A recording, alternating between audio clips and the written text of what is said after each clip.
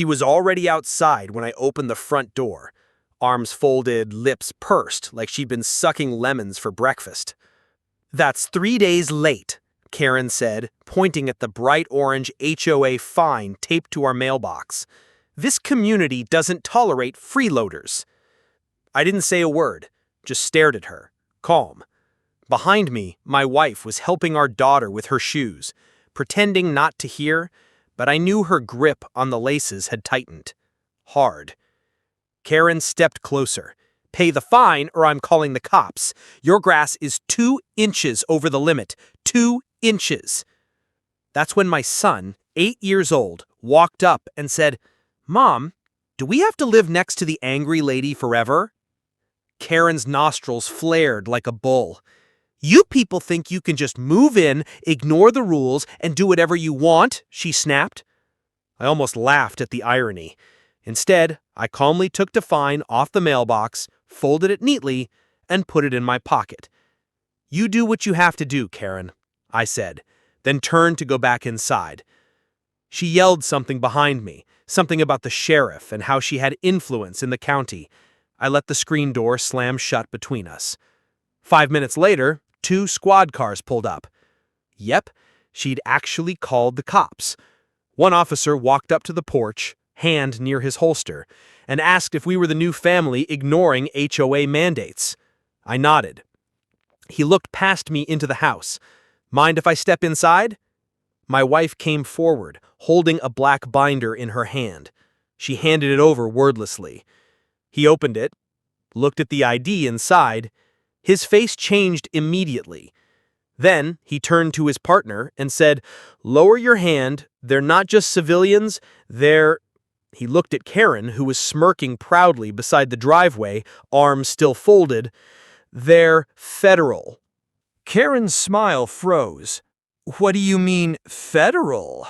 she asked, her voice suddenly dry. The officer didn't answer her. He handed the binder back to my wife with both hands, respectfully, like it was a sacred document, and gave a small nod. "Apologies, Agent Reeves. We weren't informed." "We prefer it that way," my wife said, calm as stone. Karen took a step back. "Wait, what kind of federal agents?"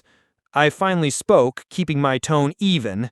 "The kind that don't usually get involved in lawn disputes, but can if they have to." The second officer looked stunned. "Are you undercover?" My wife raised an eyebrow. "Still am." Karen's face went pale. "You're kidding." "You called the police," I reminded her, "because of a lawn and a $75 fine?" "HOA rules are legally enforceable," she began. "Not when the HOA's not registered properly," I said, pulling my phone from my pocket. "We've been tracking this neighborhood's board for months. You didn't get elected, Karen. You declared yourself president after the last 3 board members moved away." Now both officers turned to look at her. Karen started stammering. I was just trying to maintain standards. People like them, they ruin neighborhoods." My daughter peeked through the window and said, loud enough to be heard, "She says people like them every time she thinks no one's listening." The first officer's jaw tightened. "Ma'am, we're going to need to ask you a few questions." Karen stepped back again. "This is harassment. I have rights. I know the mayor personally." "So do we," my wife interrupted. Karen opened her mouth again, but no sound came out this time. And then, as if karma had a sense of humor, a black SUV rolled up quietly to the curb. The man who stepped out wore a plain suit, no badge visible, but his presence was like a thunderclap. Karen actually took a step behind one of the officers. He walked straight past her and nodded at me and my wife. "Status?" "Compromised, but confirmed." "She's the one coordinating the paper trail for the fraudulent fees?" Karen gasped. "What? I just enforce the fines." "Your name's on the shell company that collects them," the man said without looking at her. "We've been following the money for months." Karen blinked rapidly. "No, that's a mistake. I thought it was legal." The man pulled out a small recorder and clicked it on. Let's make a statement official, shall we? Karen's legs wobbled. She reached out for the mailbox to steady herself, but missed and hit the ground instead. She sat on the curb, stunned, like someone had pulled the earth out from under her. The confident, rule-wielding Karen was gone. In her place was someone scrambling to understand how the HOA queen just got dethroned in broad daylight. "I didn't mean to do anything illegal," she mumbled, voice shaky. "I was just organizing things, making sure the neighborhood ran smoothly." The agent crouched beside her, eyes level, tone sharp. "You ran a fake HOA, issued hundreds of fines to homeowners, and redirected all payments to a shell account under your maiden name. That's not organizing, that's federal wire fraud." Karen looked up at me, desperate now. "I didn't know who you were." I just stared back. "You never cared who anyone was. You just saw what you thought we weren't." The officers exchanged glances. One of them spoke into his radio, confirming a code I knew too well. Backup was coming, and probably a forensics van. My son stepped outside, holding a juice box. "Dad, is that lady going to jail?" Before I could answer, Karen snapped, "This is harassment! I'll get a lawyer! I'll sue all of you!" The agent stood. "You'll have that chance after arraignment." She turned to the officers again.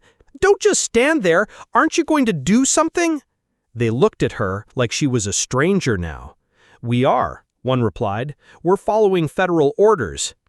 That's when a neighbor, Mr. Jensen, walked out from across the street. He was holding one of the HOA fines Karen had printed. "Hey, does this mean we don't have to pay this anymore?" I nodded. "Keep it. It's evidence now." And just like that, whispers spread. Other neighbors started peeking out, some walking over, some recording on their phones. Karen noticed. Her voice cracked. "This is my neighborhood! I built this place!" My wife shook her head. "You built a trap, and now you're standing in it." A moment later, the black SUV's back door opened. Two more agents stepped out, plainclothes but carrying the weight of authority. They walked toward Karen like they'd been waiting a long time. As they read her rights, I caught the look on her face. It wasn't shock. It was realization. For the first time, she understood not everyone here was who they appeared to be. Some of us were watching her the entire time. Karen didn't resist, but her hands trembled as the agents cuffed her. The plastic clink of the restraints was soft, almost gentle, but it landed like thunder across the silent street. Everyone was watching now. Phones were out. Some neighbors whispered. Others didn't bother hiding their smirks. And just like that, the self-appointed queen of the HOA was being walked down her perfectly edged sidewalk like a perp from the evening news. As the agents guided her into the SUV, she shouted over her shoulder, desperate to regain some ground. "This isn't over! I know people in this county. I've hosted fundraisers for the judge's wife." My wife raised an eyebrow. "We know. That's why we're here." That shut her up. Once the doors closed, the SUV rolled off slow, like the moment wanted to be remembered. I turned back toward our house, expecting to finally step inside and enjoy a few hours of peace. But the moment I touched the screen door, Mr. Jensen cleared his throat behind me. "Wait, so you two are really agents?" My wife and I exchanged a glance. Technically, we weren't supposed to confirm anything, not to civilians, not while undercover, but the mission was burned now. Karen had blown it wide open. So I nodded. "Yeah, we are." He looked amazed. "Holy crap! And you just moved in 2 weeks ago?" I smiled. "We've actually been watching this neighborhood for 6 months. Just didn't move in until the warrants were ready." Mrs. Doyle from down the block joined in. "Does this mean the HOA is gone?" "Not gone," I said. "Just getting a legal reset. You'll have real elections, real transparency. No more fake citations for leaving a bike in the driveway." A kid nearby cheered. My daughter whispered to my wife, "Does this mean I don't have to hide my chalk drawings anymore?" "Draw the whole sidewalk if you want," my wife said, ruffling her hair. That's when another neighbor stepped forward, an older man with a veteran's cap. He looked at me for a long second and said quietly, "Thank you." She fined me for putting up an American flag that was too bright, said it was disturbing the aesthetics. I clenched my jaw. "I saw the photo in your file. That's why we prioritize this sector." He shook my hand. "Takes guts doing what you did." I glanced around the street, at the people smiling for the first time, the kids laughing, the sense of something lifting from the air. Sometimes the best way to protect a community is to pretend you're just part of it. My wife locked eyes with me. Mission complete? I looked at our family, safe, respected, finally free to just be. Not yet. We still haven't seen what's in Karen's storage unit.